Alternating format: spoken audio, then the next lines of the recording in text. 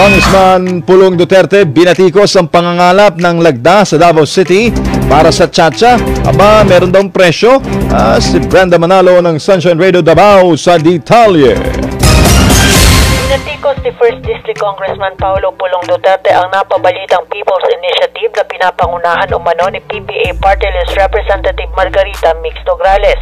Ayon kay Congressman Duterte, hindi siya pabor sa nasabing inisyatibo dahil hindi ito anya totoong boses ng bayan, kundi ng iilan na gustong manatili sa kapangyarihan. Ani ng kongresista, hindi ito natatakot kahit kuhanan man siya ng budget para sa kanyang distrito, bagaman ang kawawaan niya dito ay ang mga ordinaryong Davaoenyo. Isiniwalat pa ng mababatas na sa 2 bilyong pisong budget para sa unang distrito ay ginawa na lamang itong 500 milyong piso ng liderato ng Kongreso. Panawagan naman ni Duterte sa mga Davaoenyo na hindi nila ipagbili ang kanilang kaluluwa sa halagang 100 piso o kahit 10,000 piso man kapalit ng kanilang lagda. Matatandaan na mayroong napapabalita na may mga inisyatibo sa iba't ibang lugar sa bansa na nangangalap ng lagda kapalit ng ayuda para umano sa pagpapalit ng saligang batas. Para sa Diyos at sa Pilipinas, kung mahal Brenda Manalo, kapartner mo sa balita at sa... We are demanding from our public servants. We don't care about that political circus. No? We don't care about yung pinamumudmud mo yung pera na yan. It's a very cynical way of looking at us at wala kayong respeto sa amin pag ang tingin nyo sa amin ay gugustuhin namin kayo dahil lang sa pera. No? Ang gusto namin sa inyo, magsilbi kayo. Tama. Kaya kayo nandyan. Hindi kayo special, mga trabahante kayo sa gobyerno. Correct. And this exactly is what the Vice President's trust and approval ratings say to me. And of worthy note is that from the very start, very consistent siya. She's like her father, the most trusted government official. And if you can remember, no, Eric, Ina, Franco, mga kababayan, no, na the Vice President din, si Leni Robredo, ganun din yung ginawa. Walang tigil din yung yung pagde-demolish kay PRRD, but it didn't work, no? So this is what you want. This is to the public servants, no? This is really not about the Vice President more than it is about what the people is saying to you. Yes. We want you to serve. Yeah. Okay. Yes. Miss Ina, would you like to have some input doon sa mga datos na ito?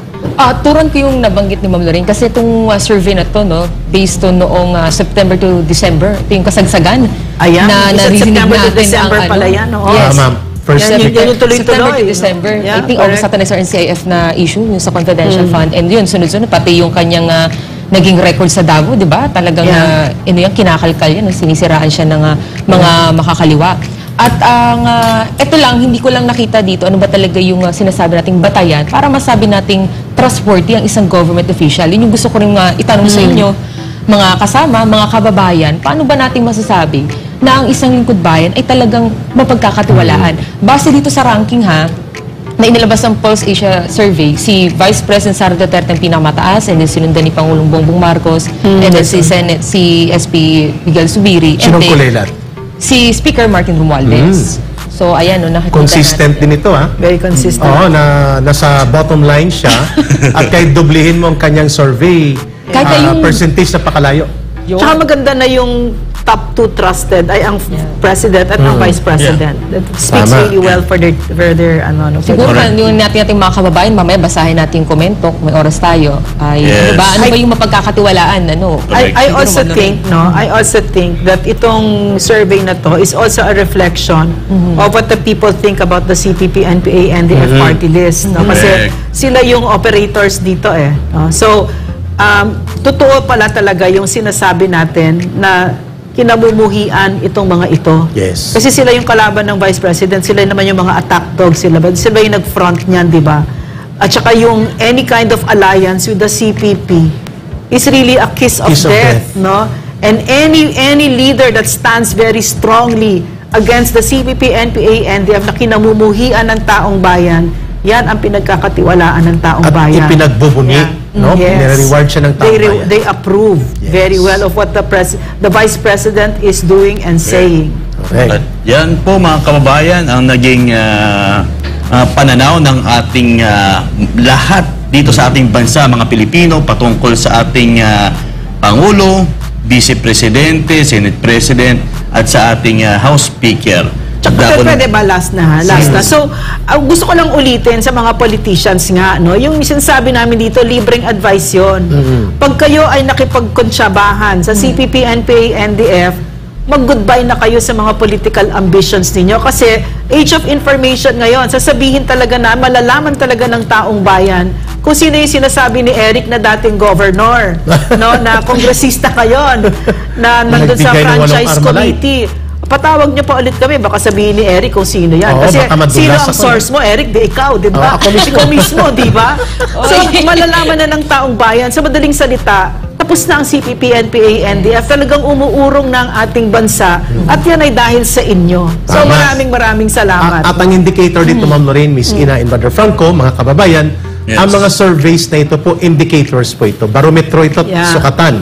Kung paano po tinitingnan ng mamamayan ang ating mga leaders in government at ang mga maruming politika, yung maagang pamumulitika at maniobra, lalo na po yung binanggit na aking teammates ni Ma'am Lorraine, lalo na ang mga paggamit ng mga kalaban ng gobyerno para pagtakpan ng mga maniobra na ito ay hindi nagugustuhan ng mga mamamayan sapagkat ang mga taong bayan hindi mo po maluloko yan Hindi mo po sila pwedeng utuin o kaya lokohin o linlangin o i-confuse ang kanilang pagtingin sapagkat marami na po silang naranasan sa uri ng pamamalakad sa pamahalaan. And they have learned so much sa ating mamamayan, sa kanilang karanasan. At lalo na mayroong mga programang kagaya nito na nagbibigay po ng paglilinaw sa iba't ibang kondukta ng modus operandi, sa maruming laro ng politika, at lalo na po kung paano ginagamit ng CPP, NPA, NDF ang ibang mga political leaders.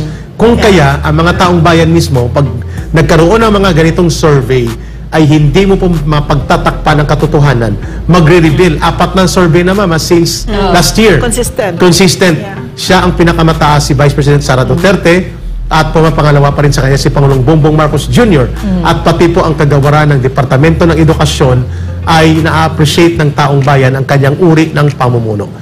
Congratulations sa bayan ng Pilipino for your very clear political perspective on the current political situation na kinakaharap ng ating bansa. I also think that this is really the message here also is that these politicians should have a huge respect for the Filipino people. Huwag ninyo kaming babastusin na ang tingin ninyo sa amin, lalo na sa mga mahihirap, ay pwedeng bayaran. Tapos hindi na nila makakalimutan, para bang mangmang, di ba? Hindi na ganon. Yung sinasabi ni Eric at saka namin dito, umandar na ang Pilipinas at dami na nating na-experience, no? Isa itong journey na naramdaman natin na pag bumoto pala tayo ng isang kurakot at pinabudmud lang sa atin ay hindi na siya magsisilbi. Pag nabigyan ka na ng pera, yun na yun. Pag nanakaw na siya. Okay, bago natin pakawalan itong topic natin. Going back dito sa survey, I think isa sa mga dahilan siguro kung bakit talaga nakuha ni Vice President Sara Duterte itong pinakamataas na rating is dahil makasagsagan nito. Diba? Ano lang siya, diretso lang siya. Timing lang siya. In fact, binawi niya pa yung kanyang yung request na confidential funds. Na confidential fund. Merong komento dito ang ating kababayan na baka ito naman dahilan kung bakit napakababa na nakuha o kung sa ranking, mababay nakuha ni Speaker Martin Romualdez dito sa Kongreso. No? Sabi niya, hindi pa nga itinutuwid ng Kongreso ang Concurrent Resolution number 10 na liquidation ng kanilang annual MOE o MOE through certifications at hindi by COA audit. Ipinapasok na naman nila ang CHA-CHA. Exactly. Miss Ina, Ma'am Lorraine, kung matatandaan nyo, December 3 to December 7, iyon ang panahon na kung saan nakita ng buong mamamayang Pilipino how power can be abused by Congress and how CPP, NPA, NDF manipulated the political alliances na nabuo sa loob ng Kongreso. Ito po ay nakulong kami ni Ma'am Lorraine December 5. Yung panahon na yan, kung saan nakita yung abuso ng... Yun. At naging napakalinaw na visual aid or eye-opener sa tataong bayan na kapag hindi ka pala manindigan sa karapatan ng mamamayan o sa iyong sariling mga karapatan, ay kahit ikaw ay mayroong mga media outlet kagaya namin, pwede ka palang lapastanganin kapag ikaw ay nadali ng maruming laro sa politika and power can be abused, so corrupt. Ito po yung nakita natin na agree ako sa netizen na yan.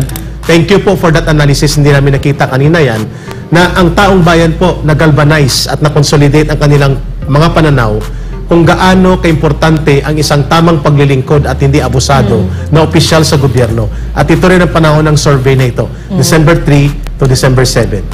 Tsaka yung at saka yung sinasabi natin dito paulit-ulit na ang totoong kapangyarihan ay ang taong bayan. Totoo yun kasi yung elections, no, let's say 2025 pa yan. Pero ngayon pa lang, nagmamasid na yung taong bayan. Kilala na niya ngayon kung sino itong mga abusado sa gobyerno, sino itong mga kurakot, sino itong mga walang kahihiyan na ayaw mag-explain sa travel funds at sa extraordinary funds. Correct. Sa tingin ninyo, pababayaan lang ng Pilipino yan? No, it is Very not. clear now na hindi nila pababayaan yan at nagmamasid sila and you think that it's 2025 pero ngayon nagsimula na nakatingin sila sa inyo. Ayos. And that's very good kasi pagdating ng elections, ang power natin, grabe. Yes. Pero pag naboto ninyo dyan, naupo ninyo dyan si Franz Castro, Raul Manuel, Arlene Brosas, for the next 3 years, impyerno ang buhay natin. Yun. So sisiguraduhin natin, 2025, Wala na dyan sila. tayo magsisingilan. Ayun. Ma'am, bago ito magandang topic na may dalawang senador na nagsalita tungkol sa maanomalya at iskandalusong paggamit ng pirma. Frank, nakalimutan Yes, natin yes, kanina meron tayo. yung kay Robin Padilla. Yes. Correct. At sinasaluduhan natin ang katapangan at katatagan ng paninindigan ni Senator Robin Hood Padilla. Go ahead and take it away, Brother Franco. Yes, ito babasahin ni Miss Ina ang naging pahayag ng ating butihing senador. Oo, para sa kalaman natin Sa mga resolution. kababayan, noon naglabas po ng resolusyon si Senator Robin Hood Padilla bilang pagsuporta po sa SMNI, kasabay nito ang pagkondena sa Ayan. ginawa ng National Telecommunications Commission na sinuspindi po operasyon ng SMNI sa loob ng 30 araw. Batay po dito, sabi ni Senator Robin Hood Padilla, walang basehan na nakakasira pa. Ito ang paglalarawan ng senador sa ginawa ng NTC at ito'y inahain nitong Lunes, itong Senate Resolution 895. Sige, basta maka one page na naman ito, Miss Ina. Yes, so Let's sabi try, dito, ma'am. the baseless issuance of a 30-day suspension order is a transgression of SMNI's right to due process, which will result in serious and irreparable damage to it and its employees, no less. Claro. Iginit pa ni Senator Padilla na malaki ang papel ng SMNI sa pagtulong sa anti-terrorism campaign ng pamahalaan Exactly. sa pamamagitan ng palatuntunan na layuning turuan ng publiko laban sa communist propaganda and recruitment strategies. I think tinutukoy dito ng senador ang laban kasamang bayan. Thank you, Senator Dagdag pa Robin. niya, nakatanggap na ang network ng mga gantimpala at pagkilala. Ani ng senador na tagapangulo ng Senate Committee on Public Information and Mass Media, ang suspension order ng NTC ay kasunod ng pagdinig ng Kamara sa di umano'y fake news peddling ng SMNI. Ngunit ipinunto niya na hindi sinaad ng show cause and suspension order ng NTC kung bakit kailangan suspindihin ng SMNI o kung bakit kailangan ng suspension para mapigilan ang serious and irreparable damage or inconvenience sa publiko. Dagdag pa ng senador, ipinunto ni Justice Marvic Leonin sa kanyang separate concurring opinion sa kaso ng ABS-CBN against NTC noong 2020 na ang due process ay tinitiyak ng saligang batas and it extends to administrative proceedings. Anya, ang Korte Suprema naman ay naglabas ng ruling noong December 2008 na bagamat hindi gaanong maghigpit ang procedural rules sa administrative proceedings, ang administrative proceedings ay hindi exempted sa basic and fundamental procedural principles such as the right to due process in investigations and hearings. Dahil dito, ang resolusyon ng senador ay naglalayong magpahayag ng suporta sa SMNI at yun, kinukundina po ang NTC dahil nga sa isinagawa pong suspension order po laban sa network. In behalf of Laban Kasamang Bayan and in behalf of our SMNI family, taus-puso po kami nagpapasalamat at humahanga sa katatagan at kalinawan ng pahayag na inilabas po ni Senator Robin Padilla. 3 punto po ang kanyang ibinahagi kaagad. Hindi pwedeng labagin ang karapatan sa tamang proseso ng batas. Equal protection ng batas. Pangalawa, ipinunto rin po ni Senator Robin Padilla na kung anuman po ang reklamo sa SMNI, hindi po ito dapat sumasaklaw doon sa kalayaan na magarantiyahan po ang tamang paglilingkod sa impormasyon. Sapagkat kung ako, sakaling assuming na kami nagkamali dito sa Laban Kasamang Bayan at nagmalabis kami, ang tamang rekurso niyan ay sa korte patotohanan, hindi po gamitin ang kapangyarihan ng gobyerno para sagkaan at supilin ang malayang paghahayag. At ang pangatlong binanggit ni Senator Robin Padilla, ano man po ang nature ng proceedings, administrative, congressional man yan, o kaya ay isang court hearing, mandatory po na nakasaad sa saligang batas at sinabi ng Korte Suprema yan, ang due process ay hindi pwedeng i-deny sa mga nasasakdal o inireklamo kagaya ng ginawa sa SMNI. Salamat po, Senator Robin Padilla, sa pag-point out niyan, which obviously, ganun nga po ang nangyari sa ginawa ng National Telecommunications Commission para naging extension arm siya ng abusadong resolusyon ng Kongreso sa lower house sa House of Representatives at ginamit siya na parang hatchet instrument, pangputol at pang-atake sa malayang kalayaan sa pagpapahayag at pagsasalita, lalo na po na ginamit niya ang weight ng kanyang quasi-judicial power to suppress on the due process and equal protection of the law against sa SMNI at sa taong bayan na pinaglilingkuran nito. You know what, I think more than anything, it's not just an SMNI issue. No, it's an issue of press freedom and other very basic rights, no? Freedom of expression, which is a right above all others. So we're very grateful that we have a senator such as Senator Robin Padilla, who is truly a guardian of our democracy. So pinakita niyan. Alam mo, parang dati I'm just so grateful kasi nga that Congress right now is something else. I have never seen a Congress as egregious as this, no? Correct. So we're very grateful that we have senators, that the Senate is there. No? Yes. And to Miss add Ina, lang, ikaw meron muna. din naging pahayag si Senator Amy Marcos, no? Oh, there you go. I reiterate the statement I made last December that NTC failed to afford due process to Ayun. SMNI and that the suspension is an attack on press freedom. Malinaw. Again, Who is this? why are they Senator so Amy afraid of Marcos. SMNI? I think Okay. naging discussion Thank you, din Senator natin. Amy Marcos, ma'am. Yeah. Sa iyong pong patuloy na pagtatanggol ng Yeah. kalayaan sa pamamahayag at kalayaan sa pagsasalita at paggagarantiya ng isang malayang media institution like SMNI ay hindi po mabusalan ng abuso sa kapangyarihan. Ma'am, we also would like to remind the people na pinasalamatan din natin ang naging suportang pahayag ni Senator J.B. Ejercito sa SMNI Oh, at that's sa nice. issue ng press freedom na kinakaharap natin, and of course, Senator Chis Escudero. Thank you Yeah. so much. Yeah.